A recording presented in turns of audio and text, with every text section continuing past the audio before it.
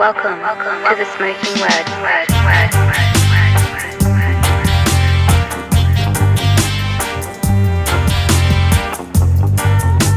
Welcome to the Smoking Word.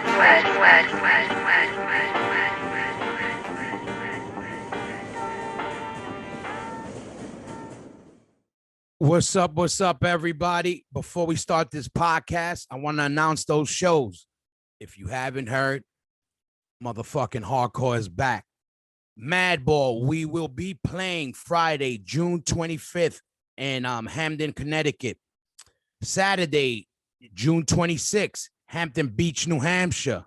And Sunday, June 27th, at one of my favorite clubs in Reading, Pennsylvania, at Club Reverb. Go get those tickets now and come out and party with us.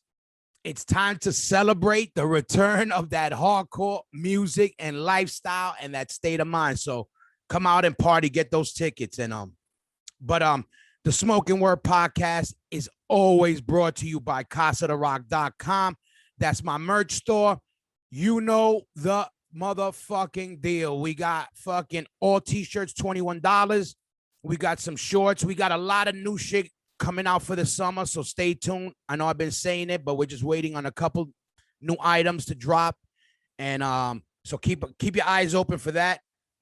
And make everybody, my Patreon family, listen, I can't say it enough, but mad love to every single one of yous out there because of you motherfuckers. We're going to invest in this show and we're going to take this shit to another level. We've been editing a lot of video for Smoking Word TV, and it's going to get lit. If you already been seeing, if you're a patron, you've been seeing a little bit of the previews. We're about to drop something. By the time you hear this podcast, we're going to already have a bunch of new shit on. So, but shout out to all my patrons. If you want to invest in the show, I say this every episode, but I'm going to say it a couple more times. For you dinosaurs, Patreon is a way you can invest in this show.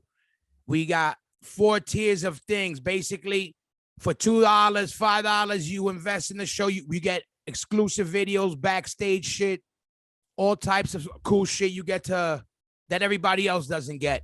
And everything goes back into the show to keep the show going. Because I don't know if you heard, but microphones ain't free and all that good shit. But we make it happen no matter what. Shout out to everybody on Patreon and everybody subscribing. Even if you're not a patron, you need to subscribe. We got to let the forces that be know that we out here so our podcast get thrown in the mix with all the big boys. You know what I mean? So make sure Patreon, the patreon.com/the Smoking Word. And also follow me at Hoya Rock 357 on Instagram. Hit up the Smoking Word podcast at the Smoking Word podcast on Instagram. Again, you want to shout us out, you want to touch base, you want to send us some music, send it there, and we check the mail all the time. And again, I want to give a big shout out to Latrell Stockton, Lindy Russell, Chad Green, Tony Velasquez, and Ellie. And I want to give a shout out to everybody out there who's been tuning in, hitting me up on the DMs. Yo, it feels good, that you people are fucking enjoying the ride. I'm having fun with it, and I'm only getting started. We have a lot of cool things in the works. You know me, I'm trying to keep it fresh and sexy, but I need you to subscribe right now or join the Patreon, repost, but do something to spread that motherfucking word. Today, my guest, this is going to be a fun one.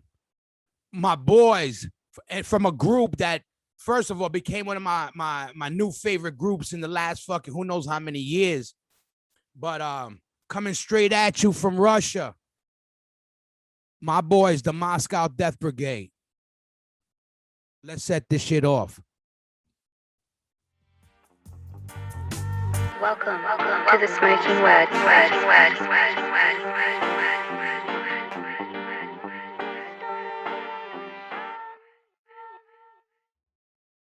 Hey, You man, hear what's me? up? Yeah. Hey, Touchdown. Great to What's up, see Hoya? you. Great to see What's you. Looking up, good, man. fellas? Hell yeah, I hear you loud and clear. Very And I good. I see you guys perfect. How you been? Doing good. Doing all right, Pretty man. good, thanks, man. Doing good now that we're on your podcast, man. Oh, hell yeah. Like I said, like I told you, when I told you I'm a fan, I don't tell people I'm a fan because we were on the same stage, because we could have hung out and just say and not say nothing and just be like, yo, you guys are cool. But I love the band. I love the whole everything about it. We talked, and then I said, you know what? It's time we give the Smokin word that international flavor. So I said, who better than you motherfuckers? Thanks, Thank you. man. I really appreciate it. Yeah. And hearing it from you is priceless. Thank you so much. You know what's up, both of you guys. But yo, so we'll take it one guy at a time. First of all, where you guys at right now at the moment? You both in the same city or what? Who's where?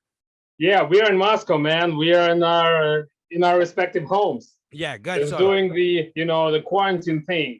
When you talk to people from your home, don't really go out that much. Yeah. So all right. Both of you, all right. So you both grew up in Moscow. You both Moscow, born and bred, or outside of Moscow, or fully Moscow? Yeah, all three of us, including our DJ, we are from Moscow, and we grew up here. Went to school and stuff. So yeah. Yeah, Moscow, of course. Because I was wondering if some of you other guys, because I know sometimes, like even back home, if it's the main city, but sometimes people are from smaller cities outside. Yeah, absolutely. They'll claim that the big city.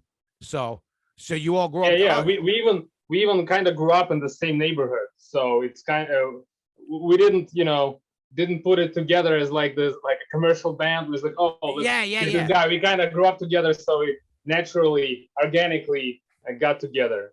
Yeah. No, we that knew each other from our childhood years, so something like that. Yeah. So no, and that's good. That's good. No, because also, like I was saying, not even so much that you were put together fake, but like us, we grew up in the suburbs of Manhattan. You know what I mean? But New York City's we are New York City still, but we claim the LES, but we weren't from the LES. We hung out there. All our shit was from there. Freddie lived there. We were from Queens, but that was, that's what we broke bread and we came up. So we're like, LES is our home. I got it. It's an American thing when you have like a big city, but it's only the downtown that's considered that city. Everything else is like smaller, like even different counties and stuff.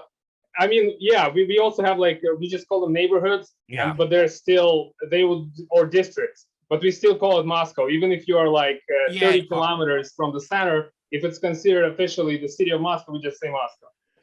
So you motherfuckers, nothing must have changed because you get to wear a mask anyway, right? Oh, but it's different. No, you see, but you motherfucker, exactly. Hold on, but all right, on the real. So what's the deal? Look, I want to get this COVID shit out of the way because, but I'm curious because you are some of the first guys I'm talking to that are out of the United States that are getting to see like, how's it been going? Like, what's the word out there? Like, what you've been going through, in a kind of quick way, like where you guys at now with the lockdowns and quarantines and all that shit. Yeah. Well, it's like in Russia, people don't really follow quarantine too much. And that's why I love Russia. That's why I love Russia. You Russian motherfuckers are wild. I love it. The problem is we had a lot of people sick, especially last summer. No, I know. And but we had like in Russia, there were like shows and stuff. While like before the vaccine went out and before people were still getting sick. Yeah. So we were sort of like, we wouldn't want to like, play a show or go to a show when like somebody can go and then get sick, get their grandma sick, So we just took it easy. But now like the Russian vaccine is rolled out and a lot of people getting vaccinated, not as many as you would want. Like, I don't think it's as much people as in the United States. But people getting vaccinated, so things are returning back to normal. Yeah, and G, what's the deal with over there? So how are you locked down right now? No, it's you can go wherever you want. Like the restaurants are open, the shows are open. It's just like all of the summer, you just were sitting at home, like last summer and like in the fall, and in general, we try to while it's still out there, we try not to go out too much. Yeah. So yeah. Oh, so you've been saying and what's the word now? So right now, is there any entertainment going on over there? Like, in Well, clubs? yeah. In fact, like everything's going on. There are like some shows with limited capacity and stuff like that. You can go to a restaurant or somewhere else, and we just, don't want to play like shows right now because like the vaccination is not in a full effect like in the US, for Uh-huh. example, as far as they can judge. So we just try to, focus on our thing, like shooting videos, doing graffiti, like going outside somewhere where it's not like too much people, Well, now there ain't a lot of place. people. There shouldn't be a lot of people. You could go bombing in peace. Yeah, of course, of course. So like, but in general, life is. I think we have much less restrictions than in Europe right now Yeah. because we have Yeah, for friends sure. like all over Europe, and some of them say that they're still like they still have something like a real lockdown. They can't go Yes. outside at night and stuff like that. We don't have anything like this here. Yeah. They are trying to control that people still wear masks in public, but not like really strictly. So a lot of people just go without masks and like don't Yeah. care at all. Yeah. I mean, obviously, with politics and shit that could go all over the place. But that's one thing I do love about you Russian guys. If you like it or not, you guys are, when you guys believe in something, you guys go full blast with oomph. You know what I mean? And I'm Yeah. like, I grew up with a lot of Russians. I told you guys, I grew up in my neighborhood. I grew up like my boy G, Gennady. That's my guy. Grew up and I learned. I used to tell the girls, Idi Sudaka Savitsa. I used to tell them. Yeah. But they would just give me the dirtiest looks because they were like, "Who the fuck is Of course. this Puerto Rican guy?" And but I love the Russians. I grew up on you Russian motherfuckers, but I love it. But and all right, so but working on music, you guys, what's the deal? So you have been working on music. I know we talked a little bit about that. What's the deal with that? Yeah, we're trying to stay as active as possible. And you know how it is when you don't have any touring. A music band without touring is like fish out of the water. Yeah. You're sort of like, what you're gonna do? So as soon as the quarantines hit, and we had like 70 shows canceled in 2020 around the world, including the United States, we were like, all right, we need to, like work on a plan B and sort of work it out and figure out how we're gonna continue while there is no touring. Yeah. So we were recording right before the tour, right before the quarantine. We released a new album, Bad Acts and Anthems, and then over the year we were filming new music videos, writing new material, and we just released a new acoustic EP. And right now we're recording, and right now we're actually writing material as we discussed with you, and recording stuff. So the music work never stops. Yeah, and you guys got to go in the studio together. Obviously, you live near each other, kind of, right? So you in the studio together, or you just sending shit through computers to each other? Yeah, there's a lot of sending shit to computers. You guys don't want to see each other, right? You see enough of each other, right? I mean, we still see each other from time to time and work together. Absolutely. Yeah, of course. But now I know now with the computer shit is easy, right? You just send an idea over, a demo, and you can fucking work on it and chop it up and stuff. That's the fucking great part. In general, yeah, but a lot of times you kind of wish that you could just sit down with a person and you just like bounce off ideas. Oh, hell yeah. You know what it is for like us? My band, like Madball in general, we haven't all lived in the same city in like 25 years.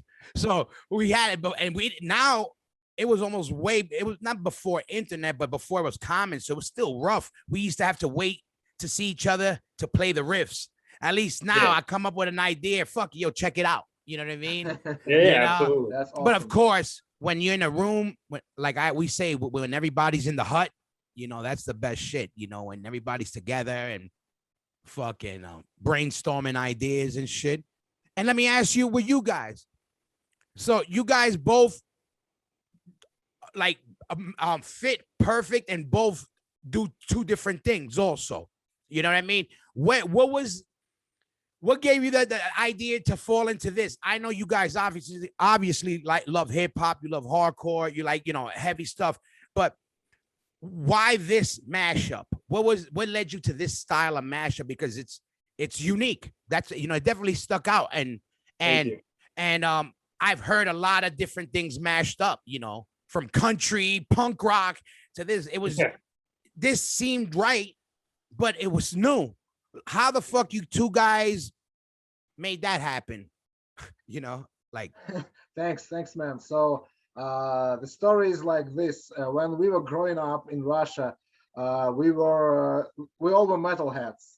We didn't listen to hip hop at all because in the 90s there was like a huge war like between metalheads and hip hop kids. yeah, And we were metalheads, and like it meant that if you show up like anywhere in your like metal t-shirt, merch, whatever, you instantly got a fight with some hip hop kids, and vice versa.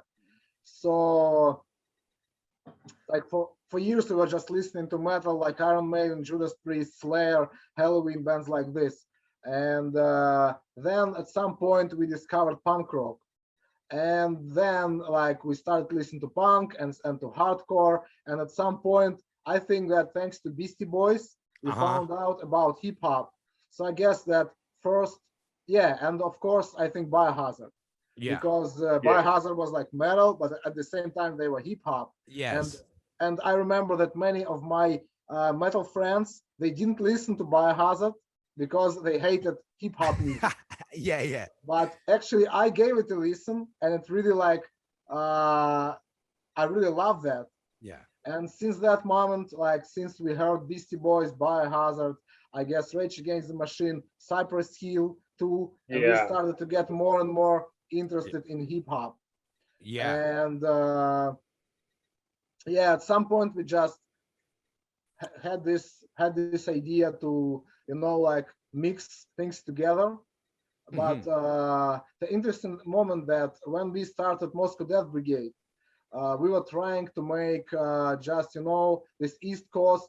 I mean, we were influenced mostly by East Coast Like East Coast Underground. of course, yeah, from the of 90s, course, bands like Nonfiction, La Coca Nostra, yeah, Jedi Mind Tricks, Yeah, like I Helka think Mortal Skelta and Technique. stuff. Like I'm Yeah, from yeah. 2000s as well. yeah, sure, hell yeah, I know all that stuff, all the fucking, yeah, I know. Yeah, and then like later at some point we decided that maybe we should try to mix things together because we love punk rock, we love hardcore, we love hip hop and metal. So let's try to do it like mix it and listen and create the music that we would like to hear ourselves.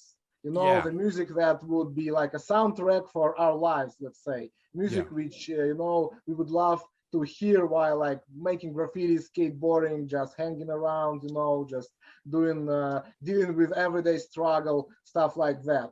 Yeah. So we also influenced by, you know, by bands like Transplants, because That's big. we all are huge fans of Rancid, and all the projects of the Rancid guys, we really respect them, and we think that Transplants is a great band, and in my opinion, it's even a little bit underrated because I think it's severely underrated. Yeah, it's cool. They definitely have it's a style, a very cool style, and it's like it was refreshing. I know what you mean when we heard it. You know, it feels like you've heard it, but you never heard it. You know, you felt comfortable with it. I know what you mean. It's definitely a cool shit, and that explains a lot with your guys, how you fell into it, like being metal. It was funny that you guys. You could, the minute you see you guys, not that you sound even like a hip hop band, but you know, you could tell, okay, obviously hip hop's a big influence, but you didn't start that way, which makes it great because back in the day, I know how in New York, it was the same way. Like obviously hardcore always had like what we are. We love hardcore, hip hop and whatever, but it was still, people used to talk shit on us. They used to call us disco skins because we were skinheads. We were hardcore skinheads. Yeah. So we had DMs, you know, we probably had, you know, boots and braces, but we had a 3/4 goose on, you know what I mean? Yeah. And a fisherman hat. So they used to be like, all the oi guys would be like, you guys are disco skins, you know? And then, but we were like, yo, but we love it. But we also love, you know, fucking the business, you know, we love fucking that, but we're like, yo, we love this shit too. So, you know, it's pretty funny. And then the older generation came, the original came from like rock and punk rock, and then and then really a lot of back home to look at all the bands we loved, they were all metal guys. All the OGs, 9 out of 10 of them were metal guys. In the hardcore world, a lot of these, and we're hardcore dudes, but there's a lot of people that they try to act like they were born in CBGBs. Yeah. You know what I mean? I'm like, no, you were not. Maybe Freddie was. That was it. Yeah. But I mean, in reality, 9 out of 10 of us came through metal or extreme. And I'm like, yo, why would you try to deny it? If anything, with Madball, I tried. That was the thing. I came into the band early. Madball was real old style. And when I joined the band, I loved the metal shit. And I was like, how could I bring that metal shit in? So little by little, I would creep it in, a little palm muting here, a little palm muting there. And then, but I like that you guys, you got the metal thing, but you guys, again, all right. So, Beastie Boys make sense that it wasn't all right. So what that was your first taste of hip hop that you liked? Yeah, the Beastie Boys, right? For me, it was Cypress Hill. For me, it was Cypress Hill, Stone Raiders. Okay, so that was. And I feel like a lot of people who got into hip hop from like hardcore and metal, for them, Cypress Hill was the turning point, and they were like, "Oh, that's like this shit I like." Yeah. Did you guys get to see any of these groups in Russia at shows, like performing? Even, I don't know if the Beasties were around when you were going to shows, or even or whoever at these festivals, like I don't think Beasties ever played in Russia. No. Oh, yeah. Unfortunately, never had a chance to see them. I've seen Cypress Hill, but not in Russia though, and it was great. I was actually super lucky to be in New York when Cypress Hill were opening for, I think, the first show by La Coca Nostra, and the House of Pain reunion, and Psycho Realm were there. Oh, I wasn't there, but I think we were on tour, but I know the show you're talking about. Yeah, I think it's somewhere in Times Square, Nokia Theater. Yeah, and that was the thing. So you guys were in New York. You both just vacationing or living in New York? We were living in New York for some time, because back in the day there was this affordable program for students and like young people in general. So you could go to different countries from Russia to like learn language and work. It was like some student program. Gotcha. So I was and it was affordable, because like for average person from Russia, like in the 90s or early 2000s, it was impossible to go. It was too expensive, and also visas, all the documents, a lot of paperwork. It was pure hell. But this program gave a chance to people just to go and see the outside world, and we tried to use it, because I remember that thanks to that program, I lived like a month in London back in the day when I was like a teenager. And also we lived for some time in US. We were working there, and we were trying to use this time wisely, like going to as many shows as possible, hang out with people. And actually we've seen a lot of bands. And I can say that the initial idea of Moscow Death Brigade, I think we got it from while living in New York. And going to see bands again, like we saw like Coca Nostra. I remember we saw Madball. We saw lots of bands actually. Yeah, we saw. It was the first time I saw you. Was in, I think it was Gramercy, and you were playing either with La Coca Nostra or Jedi Mind Tricks. Yeah, I think La Coca, one of those. Yeah, I forgot what, but yeah. It's a big venue, and it was and again for me it was super cool. It was like hardcore together with hip hop. It was same show, everybody having a good time. It was great. Yeah, because it's funny because for us, similar, like again, I don't know how the scene, I bet it was similar with you guys and everywhere with the older generation. When we came up, again, we were in the middle. We were like that, and a lot of the older guys didn't like that shit because it was too crossover for them, so they didn't like it. But we always loved it. So with time, when those bands came out that had the Beastie Boys was the one that made it okay for some people to like it because they had real punk roots. You know what I Yeah. mean? I love the Beasties, their first album, but then I was also, then they got into their own kind of more arty kind of hip hop, which was cool. But I always like that dirty shit. You know, I like that street shit. Yeah. That was the shit I always was into. You know what I mean? For hip hop, but we all did. But then you would start seeing, you find out, yo, this guy likes punk rock, or this guy like metal, or this rapper. You know, you'd be surprised how small of a world it is. Yeah. You know, and like, and that's why I like connecting the dots on, like, you know, where you found how you found music and where you end up, because you know, it's like that, like you know, Ice-T, like, you know, that guy. Oh yeah, absolutely. You know, that guy didn't just put a band together because he was like, yo, it's cool. Like, you know, him growing up, his boys were into punk rock in Cali. He was around it. You know, he knows what's up. And I'm like, Ice-T did I said it, I might have said it on one of these other podcasts, but he told me the hardest shit, like, that I was psyched to be a hardcore kid, was when we played a show with him in New York. Yeah. You know, he came to say what's up to the band and everybody. He's like, yo, what's up, blah, blah, blah. And he goes, yo, I just want to say, I always felt I related more to New York hardcore than any other, you know, scene. And I was like, wow, yeah, you know what I mean? Like, I was like, yo, look, I got goose pimples. I've been getting goose pimples a lot lately. But I was like, yo, that was mad love, you know, from an OG, and also, you know, not just New York hardcore, yo, people recognizing hardcore music, you know, our shit, all our shit. And that guy's an OG in this world, you know, a fucking big actor, a big fucking, and somehow we could trace that to all of us. That's the cool part. You know what I mean? Like, it's fucking dope. And what's the deal? So what shit you had a bunch of shit canceled. You were gonna tour America, right? I remember we talked about that a while ago too, right? Yeah, absolutely. Well, what was that gonna be? What was was it with anybody? What was gonna be that tour? Full US? What was it? It was it was all built around punk rock bowling in Vegas. Gotcha. Oh, you were doing And punk rock bowling. Yeah. Wow, Hey, what's up? Say again. Sorry. You were gonna do punk rock bowling? Yeah. Wow, that's dope. That's great. That would have been great for you guys. For us, thank you. For us, it was an honor. We were super psyched to do that. That's like huge. And it would be like our first visit to the United States as Moscow Death Brigade. Yeah, that would have playing been punk rock bowling. And then we had shows on the on the East Coast, and then we fly out to the West Coast. So we had a few shows on the West Coast and punk rock bowling. And then, you know, and then we were to come back to Europe and continue the European tour. So that was we were supposed to play like New York, Philly, like Black and Blue, or I remember, organized.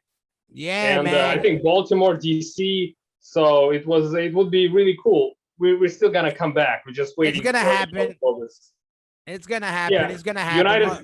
United States stopped giving out visas in Russia. So right now it's a bit difficult to like get out of Russia to America because you can't get a visa. It but never stopped. you know, it never stopped you motherfuckers before. I'm not worried. Yeah, we'll figure out our way around this. You guys are Mexicans from the East. You know, Yeah, so that, you'll find a way. Now, I live in Florida. I got a lot of Russians around here.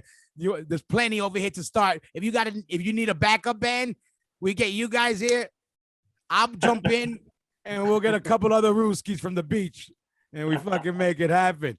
But all right, let me ask: when you both came to America, did you come together? Were you both part of that program, or you came at separate times? No, we came in separately, but we like obviously we knew each other, so we like ended up together. And we played some, you know, we played some shows with other bands and stuff. Shout out to our boy Keith, who plays in Bowhead right now. He's like an old school skinhead from New Jersey. Oh shit, dope. So, so when you came, did you both? All right, so were you both in America at the same time, right? Yeah. Yeah. You planned it from Russia, like, okay, we're gonna do this program and we're gonna meet in America. Kinda, yeah. Kinda, right? I mean, even kinda, that's crazy. Do you understand? Like, again, like that. You can't do that right now. And now it's like, you know, let alone back then. That's pretty like you guys made it happen. You know what I mean? Yeah, well, you know, you gotta do it. If you want to get somewhere, you need to put some work in it. So yeah. And all right, you both get to America, right? How long in America are you there before you both link up? I was there for like a few months before Vlad came in, and then at some point you go back, and then you manage to come back to the United States and stuff. So it was like going back and forth. Gotcha. That's crazy. I was like, but not too much because the tickets are fucking expensive. So. No, I know, and it's like, but it's dope that you guys both, you got to go to the place. First of all, it's hard to make happen, let alone from kids coming from Russia to there. And at that time, now it happens to be a scene that you guys love. There's the graph, the music, and now you got a chance. That was the purpose, I know, that's what I mean. That you motherfuckers understand what you did. You definitely stuck up the system. You deserve those masks. Yeah. You know what I mean? But that's dope. And let me ask you this: what was, obviously, I know you guys got love, for the States and New York and the East Coast. What was the difference, though? You thought, all right, you live here now. The age bracket of kids of people that you were when you first came to the States, what do you think was the difference between the average New York kid and the average Moscow kid at the time? Well, it's a good question. Like, in my opinion, like average Russian person and average American person has so much in common, and I guess even like much more in common than, for example, with people from Europe or Asia, at least as far as I can judge.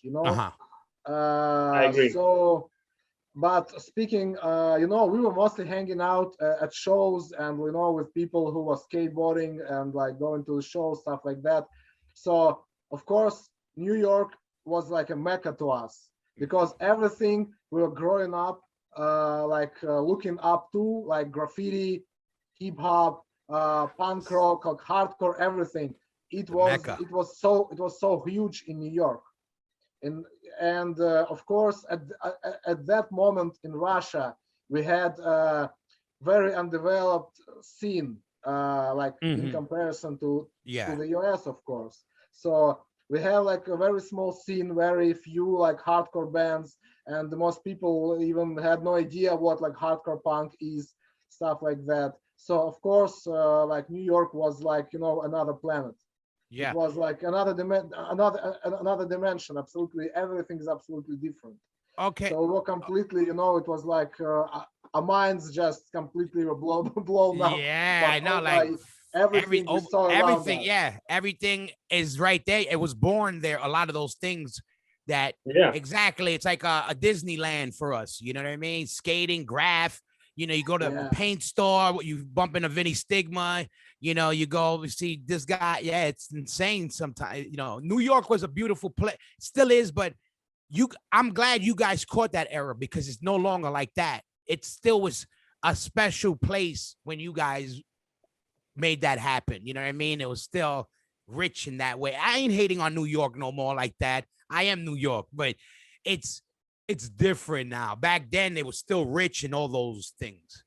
Yeah, we actually still we would go to this record shop somewhere in like South Williamsburg, and they had like a rehearsal studio in the back. Now it's like super gentrified, fancy place with lots of like new developments. Back then, you were still walking on like it was like Brooklyn. Yeah, exactly. Now let me ask you this: we're like obviously, all right, in Russia, obviously there's mainly Russians. I mean, you obviously have other foreigners there because I'm basically want to see try to compare like the average, like how does the average kid, not hardcore kid, Russian kid, see the everyday racism? Because again, it's different. You have different kind of people than that. When you came into New York, I know you felt not maybe racism towards you even, but you've heard people talk it and. You must have heard. Yeah. You mean like people quoting like Eastern promises and stuff? Yeah, or whatever. So so obviously, in New York, there's a lot of ethnic joking. New York City has a lot. Oh, you mean like among all the different ethnicities, races? Yeah. So you'll be like that exactly. There's a lot of that, right? But then there's also in the cities, there's racism everywhere. right? But a lot of it is neighborhoods. The Italian kids are like, these fucking niggas are spicks. The Spanish kids, these spicks are niggas. These white boys, the white boy. You know, everybody talks shit in the neighborhood. All right, but that's not what I count. I'm talking about they're not. They're raised like that because of their neighborhoods, and it's kind of light. And still, half those guys all have black friends, Spanish friends. You know, it's what you do in your neighborhood. In Russia, what's the big foreign presence there besides the Russian people? Like in America, we have, you know, now it's funny, it shifts. You know, back in the day, it was Mexican. You know, early on, it was Irish people. And then it became Mexican people, Puerto Rican people, you know, black people always, you know, and now maybe a Middle Eastern or whatever. What was in Russia? What was the racism towards? Like, who were the people that hatred was pointed I got towards? you. I got the question. Yeah. Well, it's there are two different like contexts here. The first one is that like in Soviet Union back in the day, there were like 30 or if not more different ethnicities. There were different republics which had the and the sort of and people kind of mixed. It was like a melting pot. Gotcha. So in general, like Russian people are used to having people of non-Russian ethnicity around them. However, during the time when we came to New York, which was in Russia, there was a huge rise of neo-Nazism, and it was crazy. Like, and people were like being attacked, like minorities were being attacked on the streets. You could get it, like if you look like a punk rocker and you were going to a punk show, some neo-Nazi boneheads could jump you and stab you just because you look different, because you look like a punk rocker, you know. So for us, it was you know, it was huge because in New York we didn't have that. Because in New York there might be some like casual racism and jokes, but people are not jumping each other because of their No, that's interesting because, you know, I asked is because I've also traveled a lot, but I also never saw it in that way where, you know, because when the picture you get of Russia a lot over here is you see just mainly white guys, you know, white guys and women, you know, you see Russians, you know, it's the typical, you know, Russia or whatever. And it's funny that when you say, and it's true, obviously, again, you got to remember in America, our education is very low. So this is why I like asking these questions because the questions are absolutely and it's something, and it's a fact because we don't know. I know for a fact our education sucks here, but that's interesting that, you know, like you said, Russians were made up of a lot of different kind of clans, and then later on it came out. That's interesting because we don't see that. The average American kid doesn't see that. They see Drago from fucking Rocky. You know, you know, just the one big white blonde guy, you know what I mean? And a stern face, you know, the stereotype. You know, I mean, we still have like there's still people like that for like ethnic Russians and stuff. But and it's but again, it was when we came to New York, that was when in Russia there was a huge rise of like neo-Nazis, and that was one of the reasons why we came back and we started doing the Moscow Death Brigade, because we wanted to, you know, we thought that as musicians we had to have like a voice against all the hatred and like racism and shit. And today things are different. Today you can walk around dressed like being a punk rocker and like people are not being attacked on the streets. The situation is much better, but it took a while for it to change. All right, let me ask you this, Vlad. Let me ask you this. Okay. What stereotype you think Americans have of Russians that's completely false? Oh wow. because I'm gonna tell you one that I learned that, you know, that I was surprised about, but after I want to hear what you think, like, because I know, you know, obviously we hear stereotypes, but there's some that I even hear it about Latin people. I'm like, get out of here. That one ain't even like, it ain't even clever. You know what I mean? Some of them are just so crazy. What do you think is a stereotype of Russian people Americans have? You know, that's a hard question because like living in New York, I met so many Russian people everywhere. And no, it don't count. You know, for example, I remember if you like cross, if you like take a subway from Manhattan to Brooklyn, Greenpoint. At times in the subway car in Brooklyn, I felt like I traveled back to Soviet Union when I was a kid, because everybody looked like, you know, my grandparents' friends. I love like it, wearing this like full coats and like full hats and speaking like the same language. Greenpoint, motherfucking Brooklyn. And Brighton Beach as well. Brighton Beach, hell yeah. And for that's that. All right, I got you. That's for me was this. Well, part of it, one of the stereotypes is true, and I want to ask you this question because this is something that always came up with my Russian talk. Because one, we loved Russia. We felt we really had a great time there. It was like, first of all, we're kids from New York. We never thought we would even make it there, let alone, we come from the era seeing the movies, and now we're there, and it was like, wow, there's people that like us here. All right, and I grew up with a lot of Russians, like I said, so we get a lot of the stern face Russian face, I call it. I call it Eastern Bloc grill. The mean, the face. Beautiful women, handsome men, whatever. Everybody got the stern face, right? And I got that. So I was like, and then when we went there, one of the last times we were there was this girl hanging out, real pretty girl, and she was younger, on the younger side. At the time, she was in maybe mid-20s or whatever. And I stopped her. I said, "Let me ask you something. Why don't you smile?" I go, and she goes, "I don't want to look stupid." That's what she told me. And I go, "Oh," she goes, "Yeah, if I'm smiling in the car or something and somebody looks at me, they're going to be like, this girl's crazy." And I was like, okay, cool. But I was just like, is there something like with the culture that they say it's better just to be serious or something? I want to know this. I want to know this little tidbit about the Russians. I think a lot of Russians, they're like, oh, I don't show my emotions until like I really mean them, and they always say like they have like a lot of Russians have a stereotype against Americans that Americans always are like too happy looking, while in reality they're not. Yeah, we're opposite. Okay, this is my point. Now going back to my point, this is why I'm saying it. So we have that exactly. When I went to Russia, we met some people. Obviously, there was a lot of stern face, Eastern Bloc grills. But all jokes aside, we met some people that I swear I felt the Latin style of family and love towards us that I didn't expect from Russian people. Because, I thought it'd be more not that they were cold to us. They showed love, but it was, I expected, okay, we love you. No, these guys were like, I swear, I felt like they were almost like cousins in Latin people, like very passionate, physical, lovable. And I was like, wow, this caught me off guard for my stereotype of what Russians are in my head. You know what I mean? And it was just good to see. I want to let everybody know out there, go hug a Russian. Yeah, well, Russians generally seem to be family oriented. Yeah.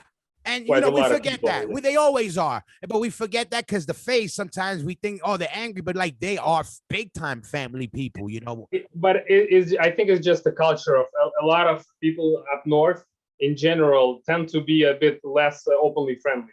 That just happens. Like if you could never talk to anybody in the elevator, for example. Yeah. Like I feel like in the States, you get in the elevator with people, there's small talk instantly. It's like, oh, I like your watch. The weather is nice. Yeah, blah, blah, blah. definitely. Yeah, a lot more. Yeah, you're right. It's definitely a lot more phony bullshit. That's the one part. But it's fine. I feel like like maybe you have a bad mood and somebody smiles at you, even if it's fake. Your mood goes up. I don't disagree with that. When I talk Russian to the Russian girls, the ones that are off from Russia, and they see me, they don't know how to take it. They see a Spanish dude talking Russian driving in the car. They're like, I don't know. This is America. They're like, I'm definitely in America. All right, now let me ask. This was a question I wanted to ask you guys because we got to do a run when we were in Spain. We did the Spanish show, and first of all, that was like I was curious on how how you guys would do with. Because also Spain is different than the rest of Europe. Even how they, musically, from your other bands, they're very finicky too on what they would like. They like everything, but they're their own animal compared to the rest of the Europe as far as music scenes. You guys fucking killed it, and thanks, man. Yeah, and fucking and where you think are what are I think overall I've heard and seen throughout Europe that you guys are getting a good, people seem to be feeling it and whatever. What are some of the best spots you think people got you guys the best, like understood Moscow Death Brigade, that whole vibe the best? I feel like in general it's anywhere we go, actually we are super lucky that people really dig our stuff. and it's people go crazy. And we played, sold out shows in like Rome, in Paris, in Berlin, in London. And so it's hard to say, and you also don't want to, like offend anybody. Say, oh, I like this place. No, But yeah, for sure, not offending. But all right, should I say is what's a country, that you guys would say, oh, that's definitely Moscow Death Brigade, one of our second homes. Like, just you can't help it. You just some places have that. No, yeah, I know what you mean. Well, Germany is really big. Poland, Czech Republic. I think it's Czech now. Spain, France, Italy. People just go crazy. Hold on one second. Yo, go ahead. I would say that our first tour outside of Russia was Polish tour in like 2010, I guess. I think it was the first time when we ever played outside of Russia, and of course it was it was absolutely new experience for us. And people there supported us with open hearts. We got so much support, and since that moment, like every time we play in Poland, we got a lot of support. And then I think the next shows we played were probably, I think it was Marseille, in France. Also, a big shout out to our guy Hazem from Molotov Club. I think he was the first. Their crew was the first to bring us to France, and then it was Germany. It was our guys from the band Enraged Minority who brought us to the city of Freiburg. Since that moment, everything just started to roll. But 2010, you said around. Yeah, just great memories of our first ever shows outside of Russia. Of course, it was something to remember. Yeah, and that was your first tour outside of Russia, but you already had gone to the States before that, right? You traveled outside of Russia, but not with Moscow Death Brigade. Yeah, just as civilians. Yeah, now with the band, your first time touring outside, you went to Poland, and then you went. Poland is great. Poland is. Those motherfuckers. It's very humbling when we would perform in Poland and Czech, for example. Actually, Poland and Czech, and we play some of our songs that are in Russian. People in the crowd are rapping together with us our lyrics in Russian back to us. Yes. Back to us, and the languages are somewhat similar, but they're at the same time I don't know, like Italian and Spanish. They kind of sound similar, but if you don't know that language, you don't know it. Like I can't really recite like Polish rappers, but like the guys in the audience, they know it and they're rapping back at us. It is extremely humbling, like wow. Oh hell yeah! No, they like it so much that they learn the lyrics. Yeah, no, that's dope. That when they do that, and that's it's funny because same thing. Like I've met I remember when I first started going to Germany. I knew a lot of the East Germans, and they didn't even know English. They knew Russian and German. Yeah. Some old bands, my old friends, I used to talk, they knew no English, and I'm trying to talk German, and that's why I learned Nostrovia. I learned all that shit because I had to talk Russians to the Germans. It's such a fucking crazy times, and I'm that was like in the 90s. Yeah, our first the band was Punishable Act. They're good friends of ours, and they were from the East Germany, and this was 94. And they were older guys already. They all grew up during that whole era. So they all came up, learned, they only knew. And at that time, they didn't even know English. A lot of those Germans still didn't know. It was crazy when I first started going to Europe. Even in Holland, which Holland is basically, everybody should know American, or English. And back then, there was still a lot of people that didn't, and I've been there, we grew up in Europe.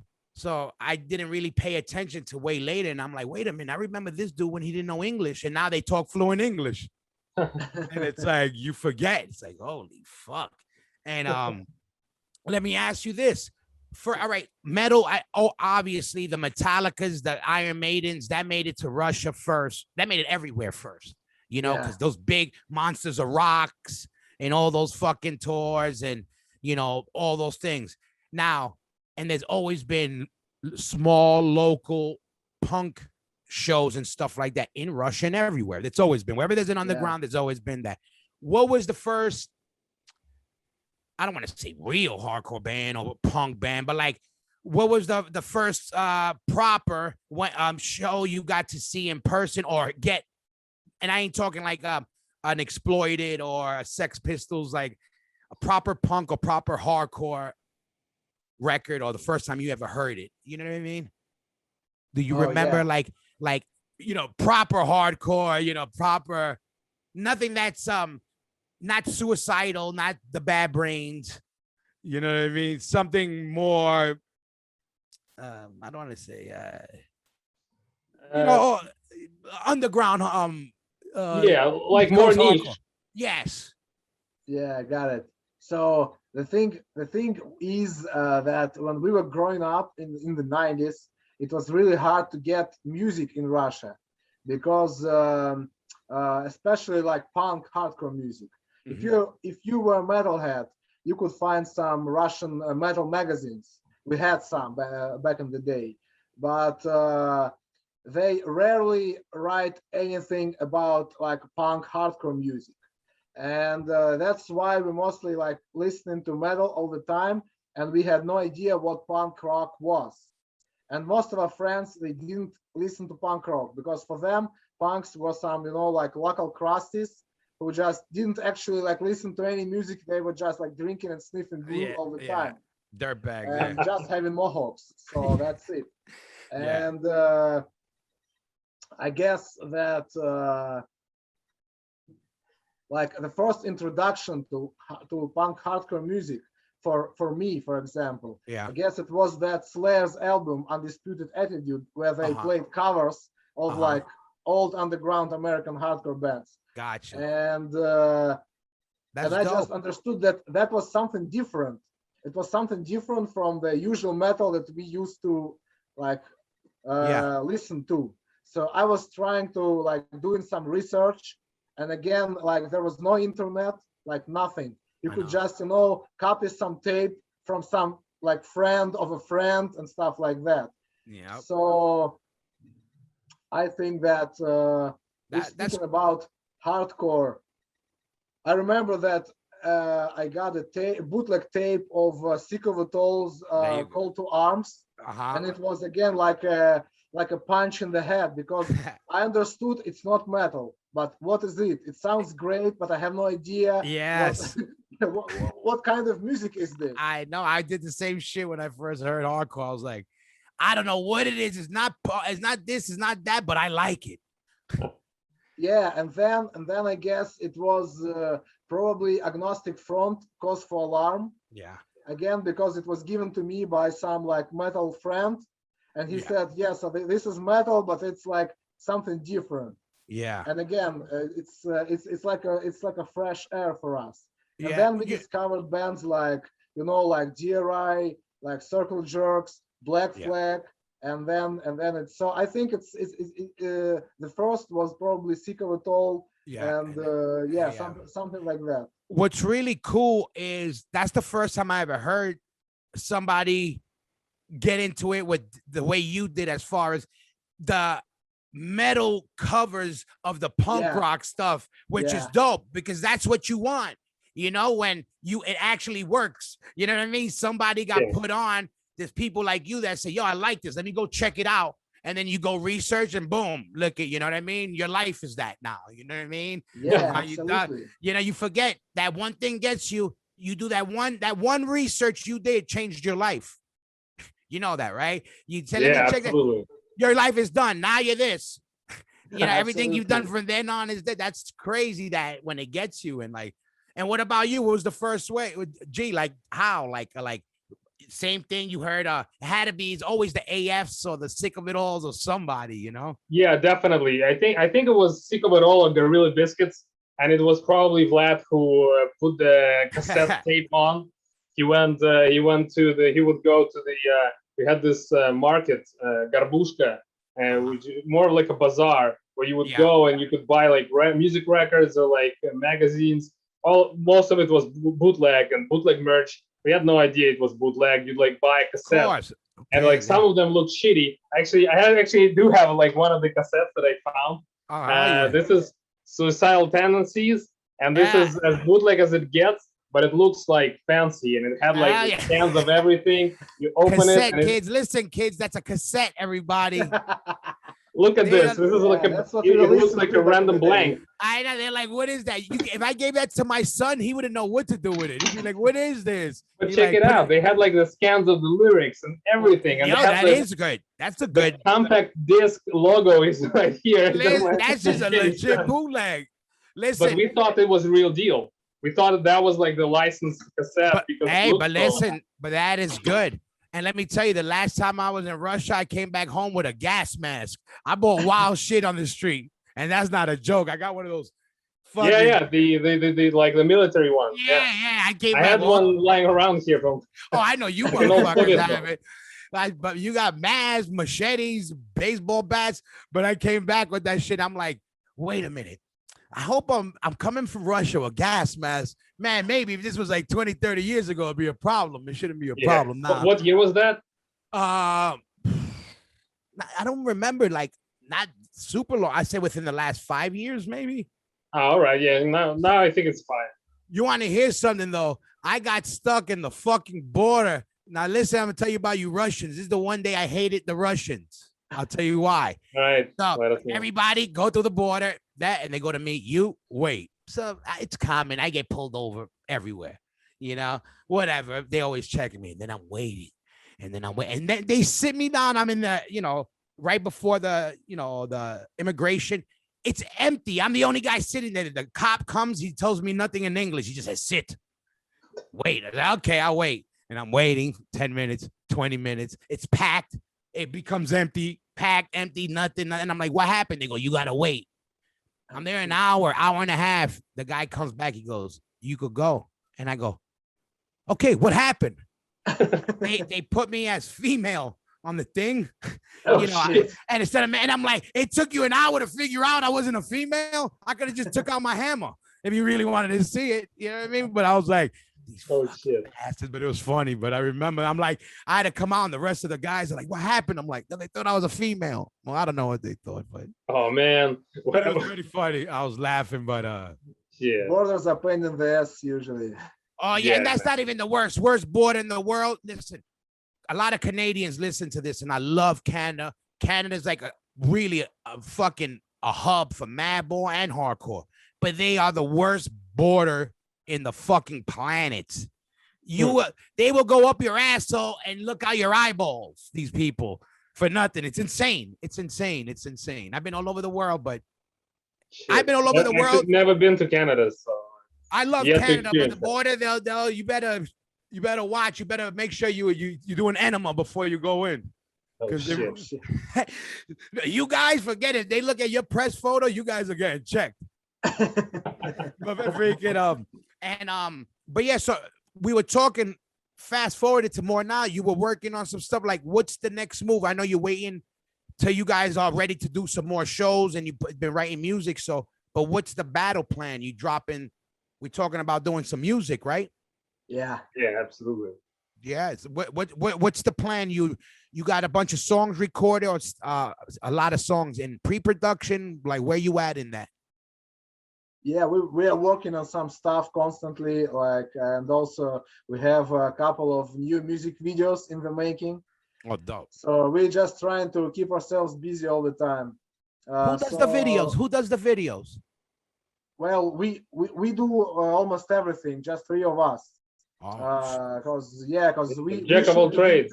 yeah. like being the cameraman and like doing mostly all the stuff. Sometimes we ask like some of our friends with other people with like helping stuff, but mostly it's just us. Yeah. Because No, we had this idea. We had this idea from the very start that we need to like create a band that can do anything, like be like fully DIY, like writing graffiti, like doing like art, making music, making videos and stuff like that. Everything in house. Yeah, that's what. Yeah. Same thing with Mad Boys. We kind of very similar. We don't do the videos and that stuff like that. I wish, but same thing. We always use us or one of our boys. Everybody. In house. You know what I mean? If we could do it ourselves, we do it. Like with the podcast, same thing. Any resources is from my own. You know, same Yeah. thing. Make it happen. Get our own cameras. Let's put it it's together. full punk rock.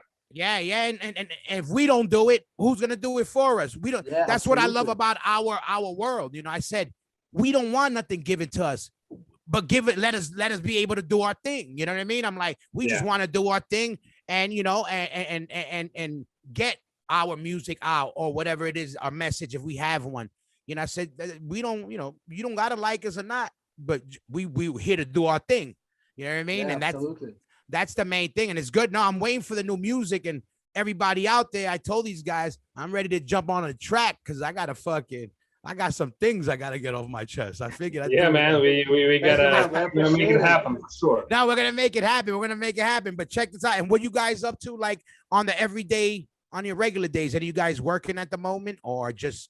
Yeah, you know, it's working. It's doing music and stuff, and you know, and trying to like plan ahead with a lot of stuff.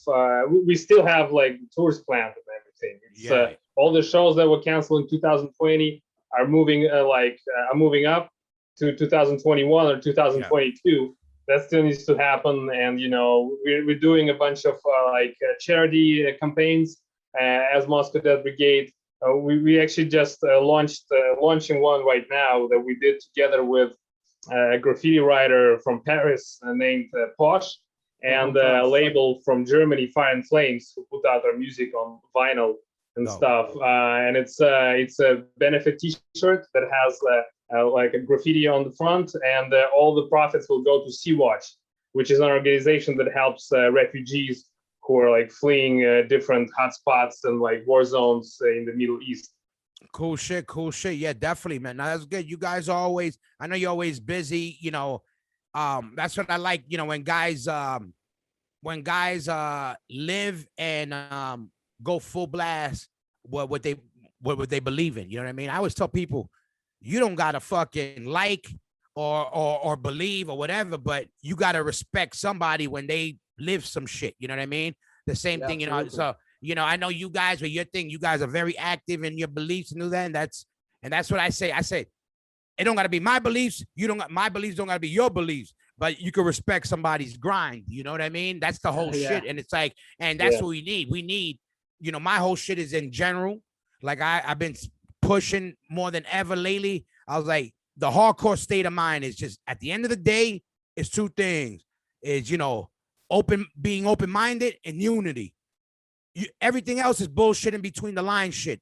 You know what I mean? It's preference. Yes, okay. At the end of the day, be open-minded. That means you can believe in what you want, and at the end of the day, be together when it's time to fucking represent. You know what I mean? Because yeah, man. You know, everybody gotta stick together when it counts.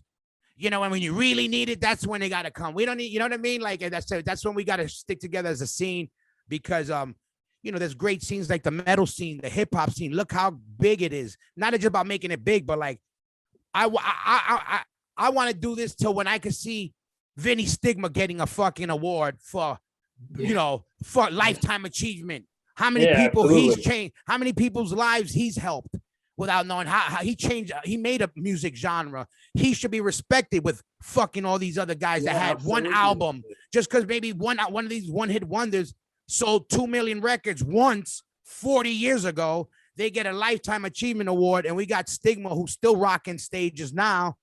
Fucking is one of the founders of a movement and touring and living it. You know, I'm like, I want, totally you know, agree with this. Totally agree. Yeah, you know, and that's why I love anybody, even if it ain't the same or whatever it is, anybody living that shit and repping it. And that's what I loved about you guys. You guys hit it hard, and you guys are also professional, which I love. Because also coming, we are where I consider us in the same way where we are proud to say we are DIY, but we also are proud to say we're gonna give you a pro product, but it's done by us. You know? Yeah, I agree. Slick just videos. Because it's DIY doesn't mean it's like, hey, I did it. I didn't know how to do it well, so I did a shit job. Yeah, we're gonna make it. No, it just means we did it ourselves, and we can make it look dope, and we know the essence of what we want. Exactly. And that's Madball's always shit was like, yo, we could hang with everybody else. We want to show everybody we could be slick. We could be as big. We, you know, Yeah. we're hardcore, but hardcore got to be respected with everybody. So again, I love you dudes for fucking killing it, but listen, I'm glad I was able to get you motherfuckers. I want you to let everybody know what you guys, because you guys got a lot of music. You got fucking meat, the Siberian meat grinder also popping. Let everybody know where your emails, your Instagrams, so they can follow you, because I was telling motherfuckers they got to check you out, and your YouTube channel, because you got to see the videos. They got the dope videos. It goes good with the music. You got to do the visual and the whole shit. So let them know where to catch you guys at. Yeah, you can catch us on Facebook, Instagram. The handle is YoMDBRaps with underscores. The best. Catch us on YouTube. You can listen to us on Spotify, iTunes. I know a lot of people kind of like, oh, I don't want to use those like streaming platforms, but right now when we don't really have any tours, like streaming music goes a long way to support the band to be able to go to the studio and produce stuff. It's a must. Yeah, and on YouTube you can check our music videos. We got like graffiti videos. We got different shorter videos about different charity campaigns that we're doing. Yep. You can go to fireandflames.com. Fire and Flames Music on Facebook. This is our label in Europe, and you can order our merch. We ship worldwide, everywhere, and these guys ship from Germany, so you don't have to worry about stuff getting stuck in Russia and being lost in Siberia. It will most likely get to you from Germany. So yeah, that's where you can get us, and you can also get our charity merch there, and we give all the profits to different charity organizations, and we post reports on our website, MoscowDeathBrigade.com. Yeah, cool shit. And Siberian meat grinder, what's the word? I don't know what you're talking about. I don't know the band name. Yeah. Who are they? Yeah. Any other new bands coming out that we should look out for before we get out of here? Any you guys got any I don't know, anything popping out of there? I always yeah, man. You know, you got to look out for that. There might be a track coming with Moscow Death Brigade and Hoya Rock of Madball. Yeah. But Look hey, out you for never that. know what might happen. Listen. Keep your eyes You peeled. never know. But listen, fellas, for real, I'm glad you guys came on. I love your guys' grind. I'm a big fan. You know that. Hopefully we can fucking make it happen. You know, if we see you, hopefully you guys come to the States. We'll see you on this side. Or if we make it, when we make it over there, you know, we got to play some shit together. But let everybody know what's up out there. Listen, everybody go check them out. Support the fucking scene. And we out of here. The Smokin' Word Podcast. Thank you, man. It's a big honor. Thank you very much. You know what's up, fam? Yo, one love. We'll talk soon, guys. I'll let you know when we drop this episode, all right? Appreciate it. Thank Peace. you.